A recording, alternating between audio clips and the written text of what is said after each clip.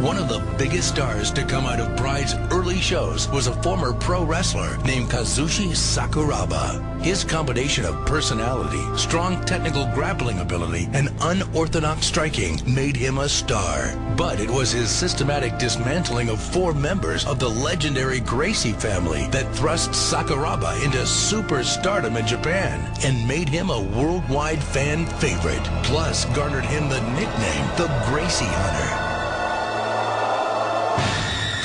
Kazushi Sakuraba was a stone in our shoes. We say he was one of the most amazing fighters that came from Japan, and the most amazing was his ability to play smart. Like, he was able to adapt himself and to figure out ways to break his opponents, and he was very successful in anything that he did. You see, the people that he beat was amazing. Like, he beat people that outrated him for over 50 pounds, and he was able to go through them, you know. He's just a legend in the pro wrestling world, but also known as an incredible athlete and amateur wrestler and catch wrestler. And here comes Kazushi Sakuraba. Nobody really knew much about him. They'd seen that he'd fought a few times in Japan. He fought in a cage fight. And then he comes out and he's just all over these guys. Carlos Newton, Vernon White. He's got the armbar. He's Sakuraba. Oh my God! Out of nowhere, Kazushi Sakuraba has submitted the Tiger White with a straight armbar out of nowhere, boss. Sakuraba, fun fighter to watch. I like he's always going for something, always trying to finish a fight. And makes exciting fights. You know, coming after him and sprawling well, but Sakuraba going for that single, and he gets it. Got it down. Sakuraba going for the. Oh, he's got him. It's over. Got him on a calf crank. It's over. I wouldn't mind facing him again because, you know, when the first time I fought Sakuraba, you know what I'm saying, I was kind of fucked up. I want to make excuses. Everybody think, you know what I'm saying, you make excuses when you lose and shit, but sometimes, goddamn it, you lose for a reason. And my reason why I was fucked up, you know what I'm saying, I had to lose 26 pounds. Choke. It's over. Choke. It's over. It's over. Kazushi Sakuraba has choked out the wild man, Clinton Rampage Jackson. I want to fight him when I'm 100%, so I kind of want to fight him again.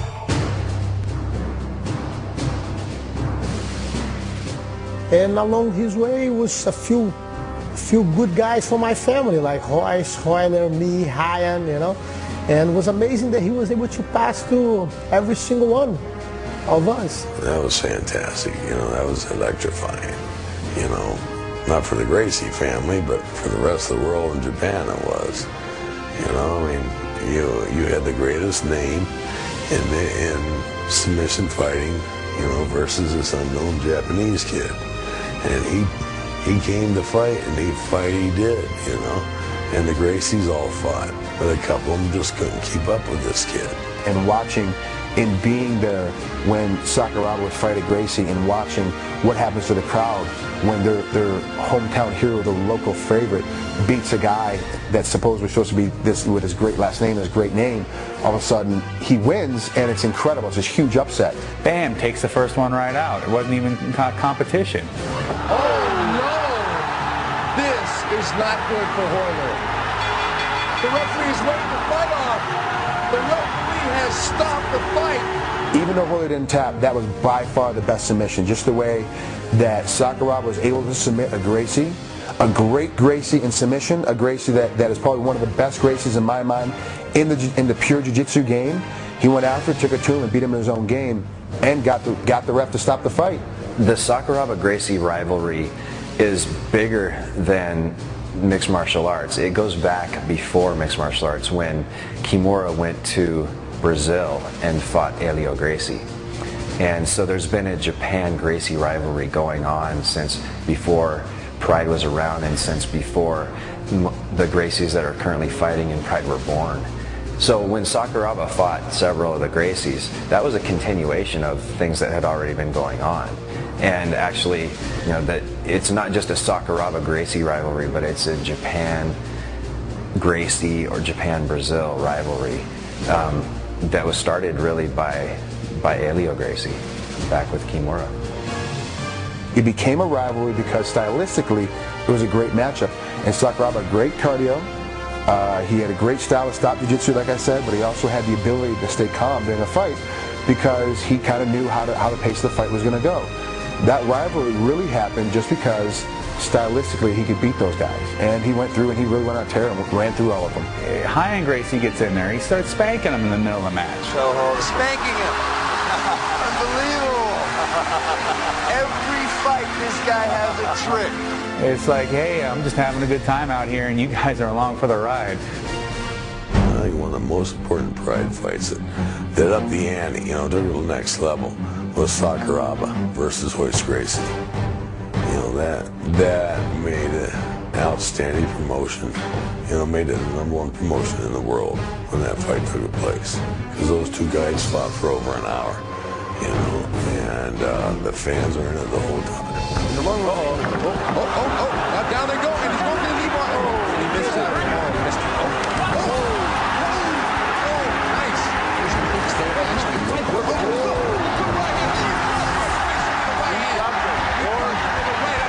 Pretty standard with the time with Royce Gracie. He got to pick how the fight was going to go, the rules. It was really an unusual scenario, and I remember at the time that the Japanese were really actually upset about it, and they felt like, you know, I don't care who you are, you don't get to be treated different from everybody else in this entire tournament with the way you want to fight. But Royce Gracie, or Kazushi Sakuraba, excuse me, said, fine, whatever rules you want to fight under, we'll fight under those rules, and I will beat you at your own rules. And he wanted to go, he wanted unlimited time limits because he was, you know, Royce Gracie, I guess at the time, and he felt that this was going to be his way to win the fight if need be. This was always going to be in his favor. And he went out there and he, go ahead, we'll go 90 minutes, and they went 90 minutes. They went as long as Royce wanted to go, and eventually Royce had to give up and throw the towel in. He's throwing the towel in. He made him quit.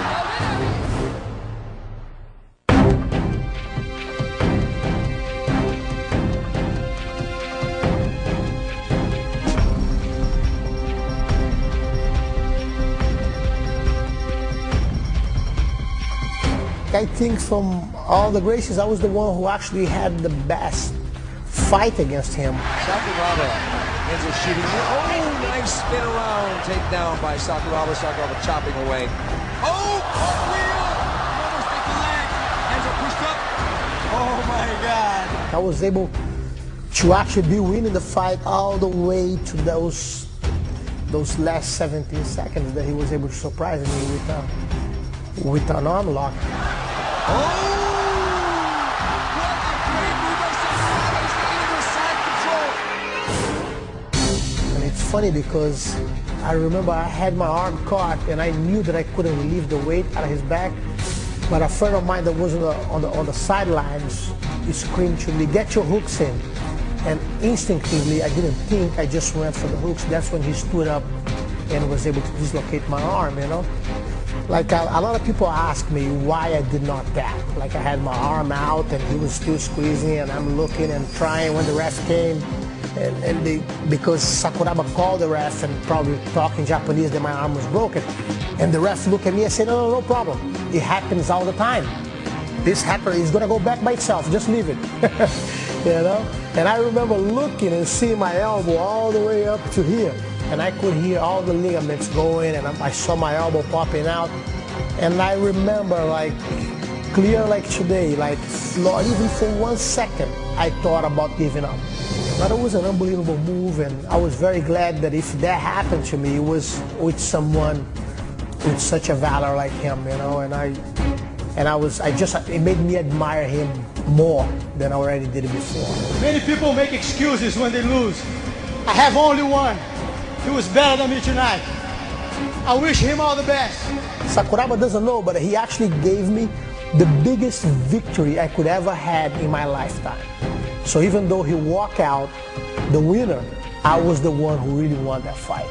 Because I took my body to a place that very little people would take it and not give up. Man, when that Sakuraba versus Gracie series is going, it was one of the most exciting things on the planet. He was a personality in the ring and outside of the ring, and that is why he will be one of the most endeared fighters of all time.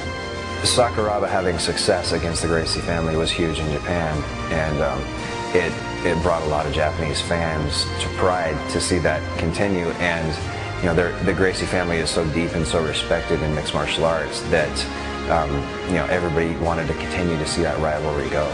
You know, and I've been training now and training hard and looking to fight. So if one day I have a chance to measure myself against him again and maybe have my other arm broken,